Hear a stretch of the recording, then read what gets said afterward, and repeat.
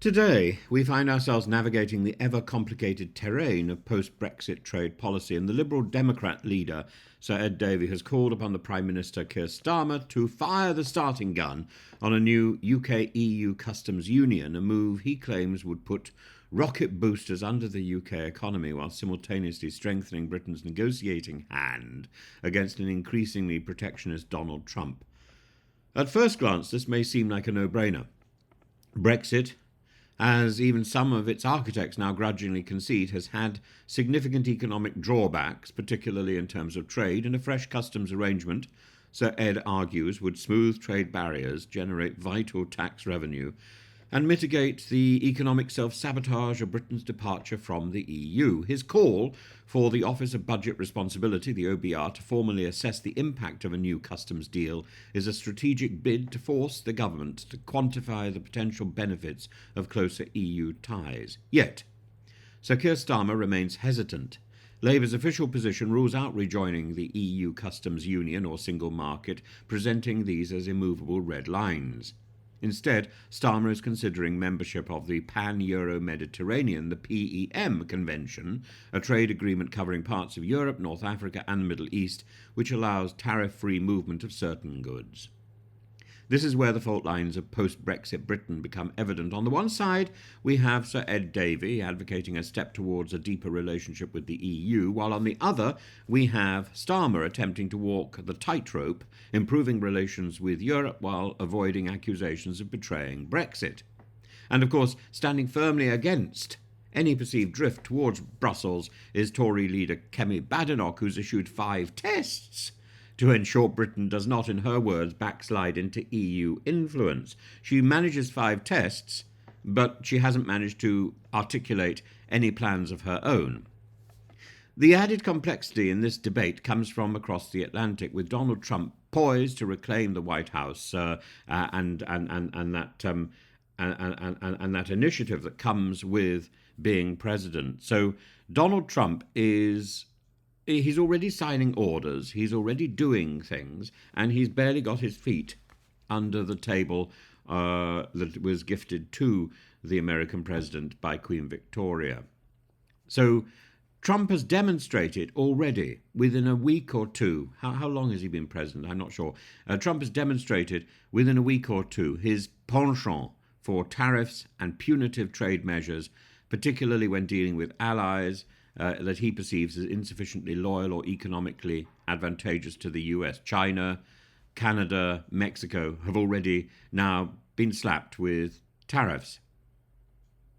And Sir Ed Davey's argument is that strengthening ties with the EU could serve as a protective measure against any Trumpian trade tantrums, and there's a risk that aligning too closely with the EU could trigger exactly the kind of American retaliation Sir Ed seeks to avoid, as Trump has made clear his disdain for multilateral agreements, particularly those involving the EU, which he sees as a bureaucratic behemoth working against American interests. If Starmer moves towards a more integrated customs framework with Brussels, he risks the UK being swept into a broader trade dispute between the US and the EU.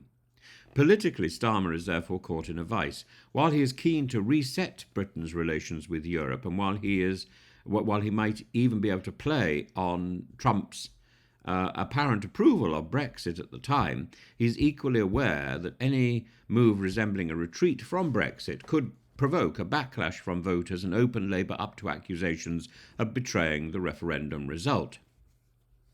The Conservatives under Kemi Badenoch's leadership have already weaponised this, accusing Starmer of trying to undo Brexit and edge Britain back into the EU. We like our disaster! Yet the cold economic reality remains. Britain has endured an event, Brexit, which has proven to be a costly endeavour, and businesses continue to struggle with the red tape and the logistical headaches that it has produced, as do individuals. David's proposal offers a pragmatic, if politically fraught, solution, but for Starmer, the key challenge is ensuring that any trade policy recalibration is seen as enhancing Britain's global standing rather than capitulating to EU rule-breaking. So where does this leave us? Starmer's balancing act continues, and he must manage relations with Brussels without alienating Brexit supporters at home.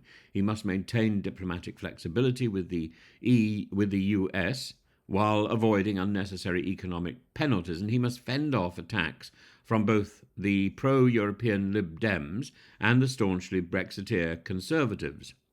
Sir Ed Davies' Customs Union initiative is undoubtedly a logical step in economic terms, but in the messy world of post-Brexit politics, logic does not always dictate policy. As Starmer heads to Brussels, he does so with caution, knowing that any move, whether towards the PEM, a customs union, or deeper EU cooperation, will be scrutinised not just in Britain, but also in Washington, where Donald Trump is watching and perhaps already drafting his next move, whether towards us or against us, and preparing his next tariff.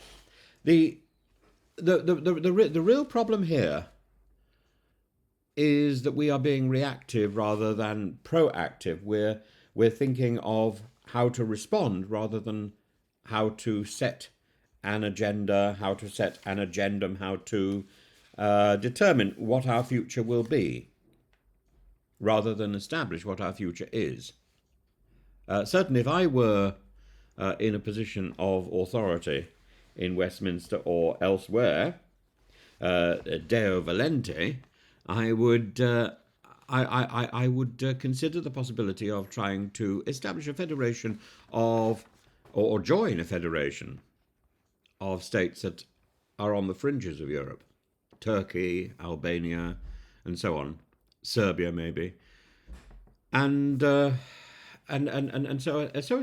establish a halfway house that is neither Europe nor is it outside Europe, that can align quite happily with American interests. I would be determined to set the agenda or the agendum rather than to be dragged along on some dog leash in different directions by different owners.